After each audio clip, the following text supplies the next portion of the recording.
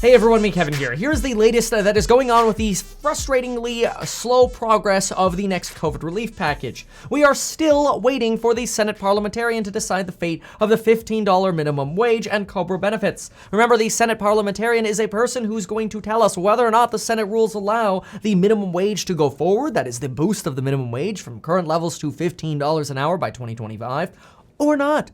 They also have a say as to other parts of the bill. Hey, are we going to allow these things to go through or not?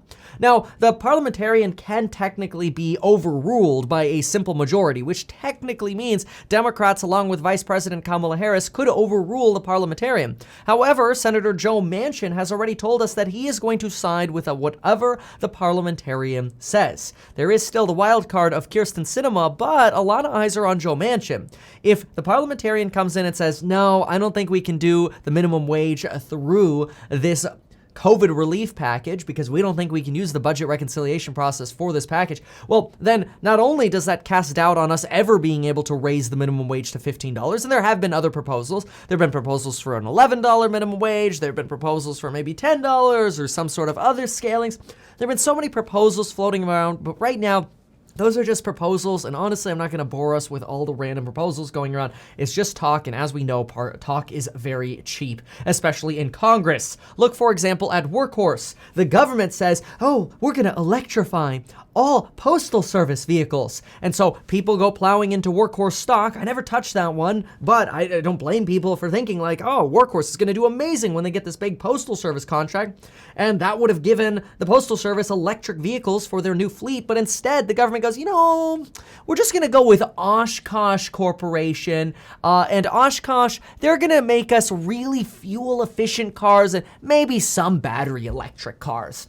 So it's like, there's the classic government for you. Really big ambitions, but then when it comes time for the rubber to hit the road, they just scale everything back, they get slow, or they delay things. It's a disaster. So you can't be too optimistic with these folks.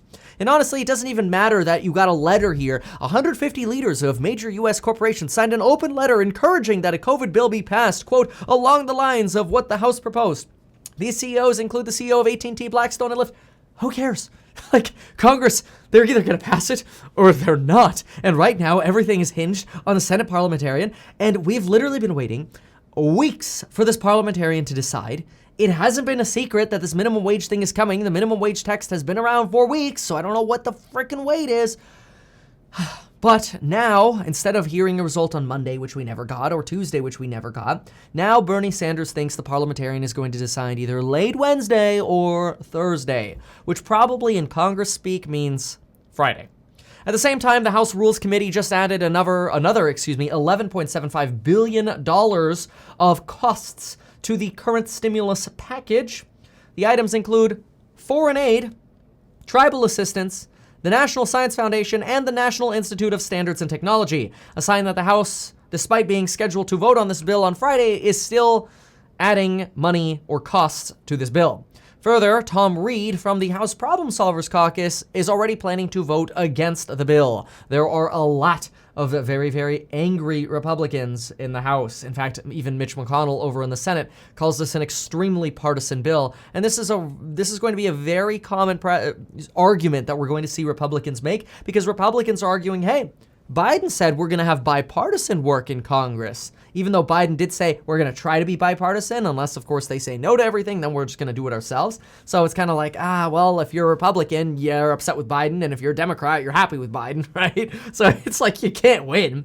But the point is, I think it's pretty clear we do not have a lot of Republicans. Actually, I can't think of a single Republican that's jumping up and down about the current COVID relief bill. The Senate has reiterated, and when I say Senate in this case, I mean Senate Democrats, that they can pass this stimulus bill by March 15th, which is when unemployment benefits expire. Jerome Powell spoke this morning at a House committee for a second day in a row and reiterated that he believes inflation may come in spurts, but that persistent inflation is far off. And this is an interesting argument, since often we think of inflation as either here or not, and the Fed disagrees. They see inflation as either something that's here or it's here sort of in spurts, but then goes away. In other words, when we see these spurts, that inflation is just sort of an artifact of other things that are happening in the economy, like the economy reopening. In other words, bottom line with Mr. J. Powell, go ahead, Congress, keep printing money, or we'll keep printing money for you to spend. Keep spending money, and we'll just keep the printer running.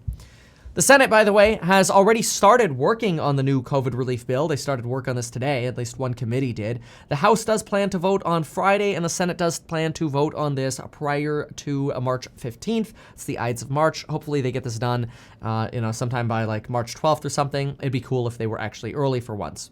On infrastructure, the Biden administration is already working on a massive new infrastructure bill that could increase capital gains taxes and corporate taxes. Bernie Sanders believes the cost of the next infrastructure bill could exceed $3 trillion, which is a whole chunk larger than the $1.9 trillion stimulus package on the table now. At the same time, Gavin Newsom in California signed a California COVID relief bill. Gavin Newsom's COVID relief bill sends $600 checks to 5.7 million people making $30,000 or less per year. It also 4x's the amount of business grant funding available. Previously in November, they had $500 million available for business grants. Now they are providing an additional $2 billion in grant funding.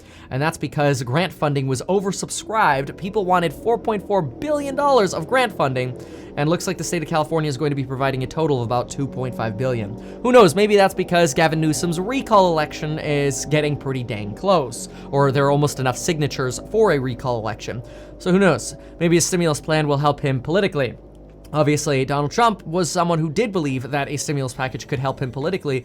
However, we never did get that stimulus package done, at least the large second stimulus package, before the election. So we'll see how it helps Gavin Newsom, if at all. Anyway, that's the update for today as we sit around, twiddle our thumbs, and wait as usual. Make sure to get up to $250 with BlockFi by going to metkevin.com/BF. Get yourself 2 free stocks with Webull, deposit $100 with Webull, and get 2 free stocks worth up to $1,850. Thanks so much for watching, folks, and we'll see you in the next one.